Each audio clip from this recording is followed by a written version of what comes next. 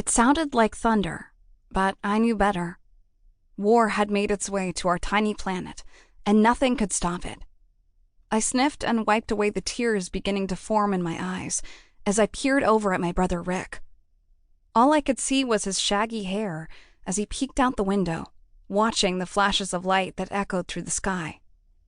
I feared for my family's safety, not knowing what we would do. Even at the age of 6, I understood what was coming. "It's all right, Arcadia. You don't have to be afraid." My father sat down at the edge of my bed.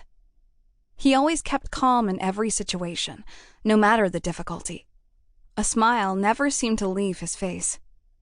"Father," I began as I glanced out at the flashing lights, "will you tell us another story?"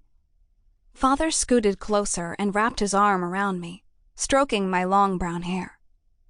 "I presume you want to hear another story about the legend of Sanshli." Rick and I nodded our heads in unison, making our father laugh. He pulled out his pocket watch to check how late it had gotten. "Okay, I guess I can tell you one more story before you two need to go to sleep." Rick climbed in bed next to me, and our identical green eyes shone innocently as we waited for our father to start the story.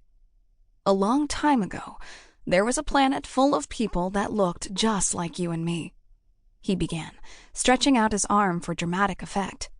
"But they weren't like us, were they, Father?" My brother stated the obvious. I rolled my eyes at him. He always had to interrupt the story with obvious remarks. Father just smiled.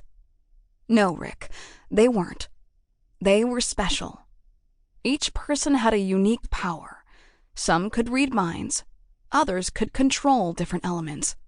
But of them all, the most powerful were the illusionists. These illusionists could control anything they wanted, from the elements to the stars themselves. They could perform spells, and if enough of them came together, they could be unstoppable.